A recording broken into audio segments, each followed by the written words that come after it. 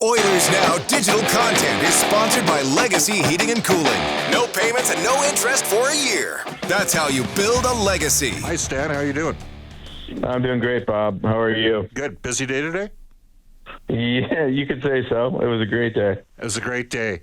Let's get right to it. Connor McDavid, 2-year extension, $12.5 million AAV. All along, you seem calm and patient from your side of things, because there is no other player in the world like Connor McDavid, is there, at the end of the day? That's very true. Yeah, he's like no one else I've ever seen, and I say that in a very complimentary way. He's a special guy, amazing hockey player, and he's the ultimate leader for our team. All right, so, and we mentioned this before a number of months ago, Brian Lawton, back in March. So it was in March of 2024, Lawton said, Bob, it's going to be $14 million times 8 for Draisaitl on a long-term deal. That's what it's going to be. In March of 2025, it was Lawton who said, I don't know what the contract's going to be. It's up to McDavid. At the end of the day, it's Connor's camp that's going to make the decision here. He said, I wouldn't even make him an offer. I'm just going to let him get to a place where he's comfortable to extend. And did you not kind of adopt that actual sort of philosophy towards things, Stan?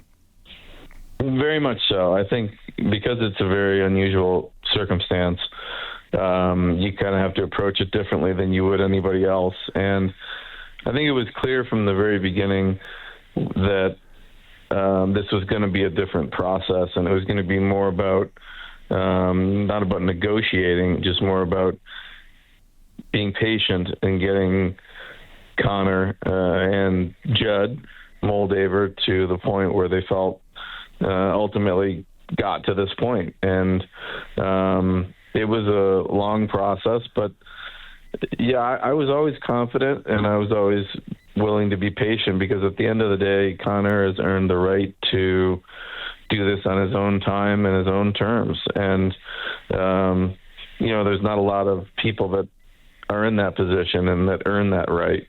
But Connor is very unique, and as a result, we just tried to remain patient with it. That was our approach. And obviously Jeff Jackson has a great relationship with both Connor and Judd, and Jeff felt the same way. Like this is a different approach than other negotiations, and we just have to take our time with it, and Connor will eventually reach a decision, and we're excited about where we ended up today. So in terms of a timeline, did you know last night that there was a possibility that, and I'm assuming the offer came from the McDavid camp, is that fair? Yeah, that was today. We got a call, and with the great news. I mean, the whole time we've had regular communication with both Connor and Judd. Talked to Judd pretty much every day the last few weeks, and most of the time there's no new information, but we're just keeping the dialogue going. And today we got the call that Connor had made his mind up, and this is what it was going to look like. Were you surprised? I think a lot of us, there might have been an on-air guy that said, I'm 102% sure that McDavid was going to re-sign. Two-year term, I got lucky. But were you surprised at the AAV, given in the last week, you had a prominent player, Kirill Kaprizov, signing, for $17 million on an AAV. Were you surprised at the $12.5 million? Yes. I mean, obviously I didn't expect that. I think, now in hindsight, I probably shouldn't have been surprised, because Connor has always been about the team and about putting the team in the best position, and he's not worried about himself or his contract. And that's my experience with him. I've only known him for a year, but it's never been about anything but winning and leading the team. So, but yes, I think it's safe to say that I was not expecting that to be the contract. All right. So here's the thing. I don't want to reveal too much in terms of even on a smaller sort of micro level, but because we're going to do that with something else we're going to talk about in about 3 minutes. Stan Bowman, the general manager of the Edmonton Oilers. But there are little signs, Stan. And for me, one of the signs, and it might sound stupid to some of the listeners out there, is Connor was deciding what he was going to do. There were 2 exhibition games in Edmonton that he did not play. And he and Leon Draisaitl didn't stay down in the players' lounge or in the dressing room downstairs.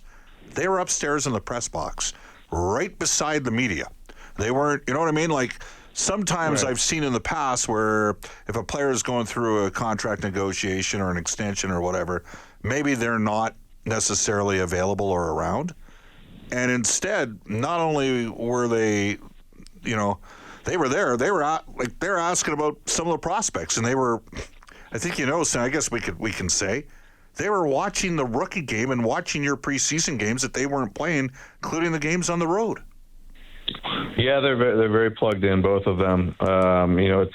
It's excellent from my vantage point to see how committed they are to our team and their team, and that's what leadership's all about. And it's exciting to see that they're watching, trying to learn these players. And I have the good fortune of knowing them better than they do, because we've recruited these players or signed them or traded for them, so I can give them a little bit of a backstory.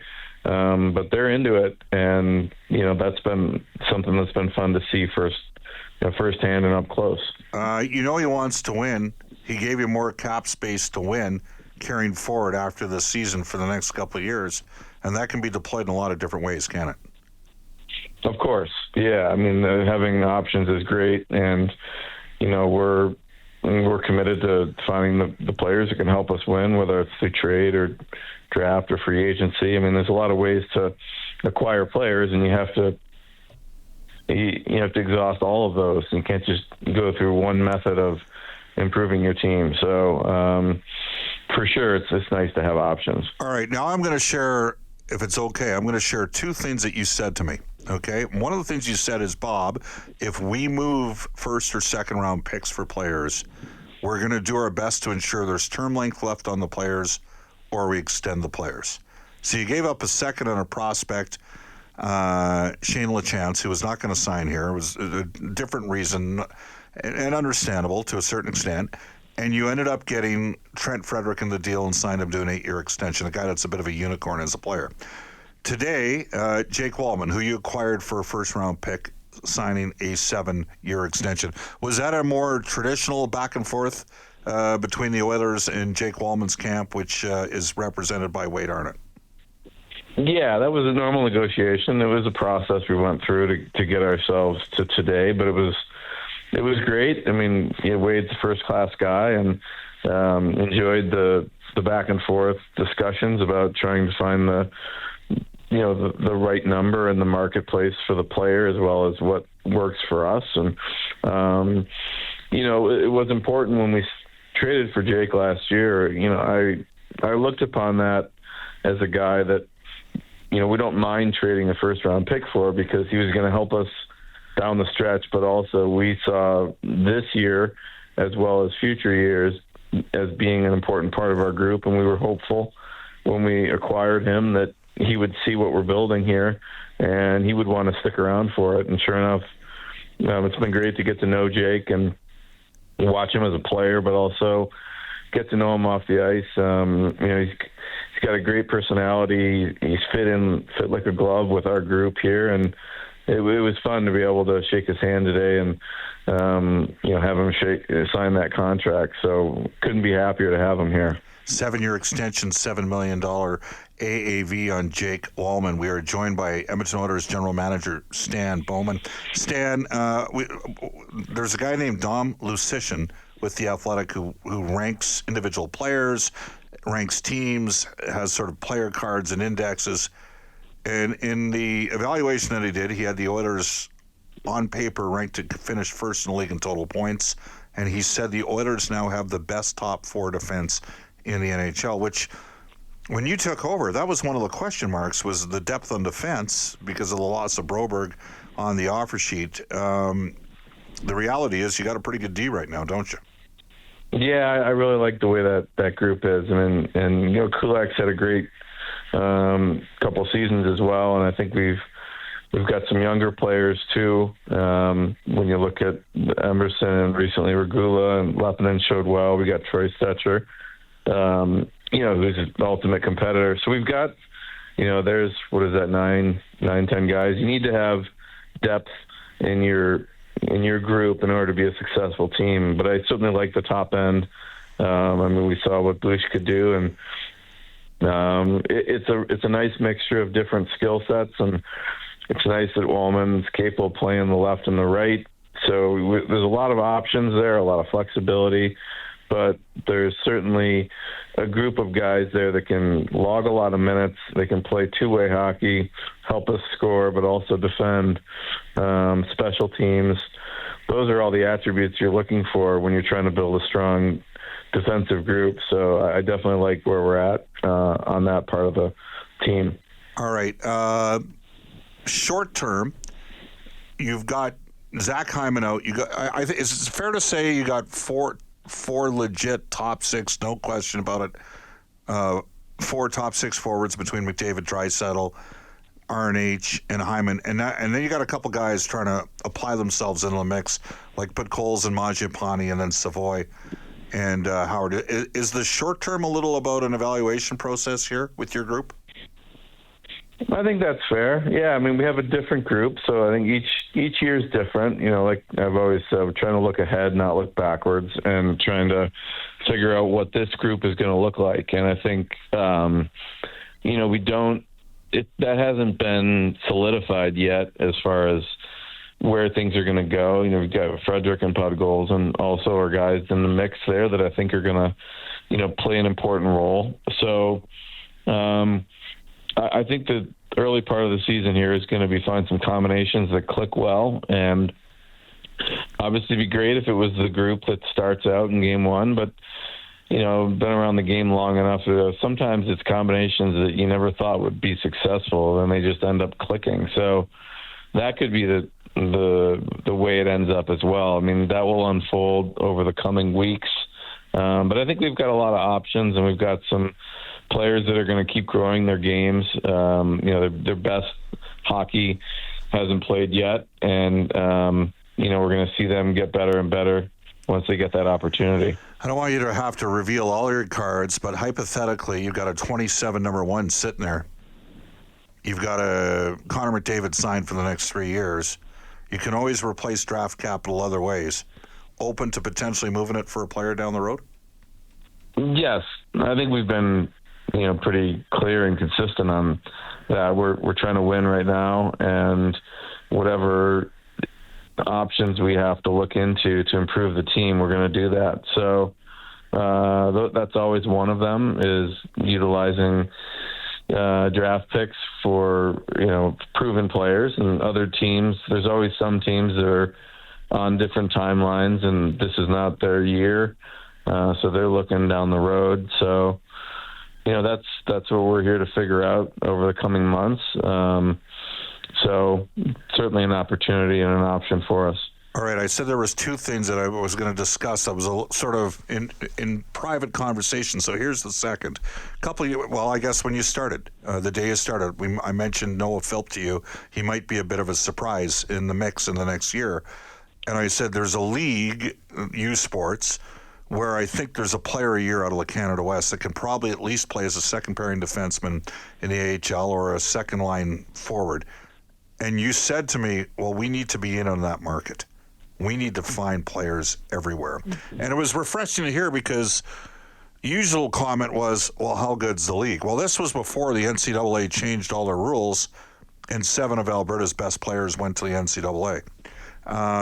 But how important is it going to be for the organization, given its inevitability that you're going to move more draft capital to get immediate help? How important is it going to be for you guys to have extensive reach in the European and NCAA market? Yeah, that's a critical piece for it. And certainly it's something that we're going to put a lot of our attention to. And that's the part that I actually find really interesting. I love that, the challenge of trying to find either overlooked players or undervalued players that are playing in leagues that maybe there hasn't been a huge pedigree of NHL players coming from. But we saw that as well with a guy like Josh Szymanski. You know, he's playing in the German league, which is certainly improving, but it's not on the same level as the Swedish league or others over there. But, you know, there's players everywhere. There's players in lots of, and same thing with there's Canadian University, there's NCAA. There's players that were never drafted that are later bloomers. Like, we've put a lot of time and attention into building our group to find those players. And then once you find them and bring them in, you got to develop them. So I think that's where our development staff is a critical piece of this as well. So, you know, those things have maybe a longer term payoff. Like, you know, the players that you find and sign out of these leagues doesn't come right to Edmonton. But, you know, looking at this, you know, down the road, whether it's 1 year, 18 months, or 2 years, you know, it's nice to know you're going to have players that are going to be filtering through your system and ultimately come up and help Edmonton here and help our team be strong. So that's a big part of it. I find it as a fun part of the job. I love trying to find players that are overlooked or undervalued, and you know, we're putting a lot of our attention into that. And it has to be approved as well in terms of having personnel and staff to spend that. I have a friend who says to me all the time, there is no salary cap, Bob, on research and development. Well said. Yep, that's very true. And we look at that the same way. And it's a fun part of this. And there's a lot of parts of the job that are exciting. And that's one of the ones, that challenge of trying to find those players. And then when they do break through and end up helping your team, it's a big boost. Stan, we appreciate your time. Hope you have had a good night, and we'll see you at practice tomorrow. Thanks, Bob. Appreciate it. That is Stan Bowman. He is the general manager of the Edmonton Oilers.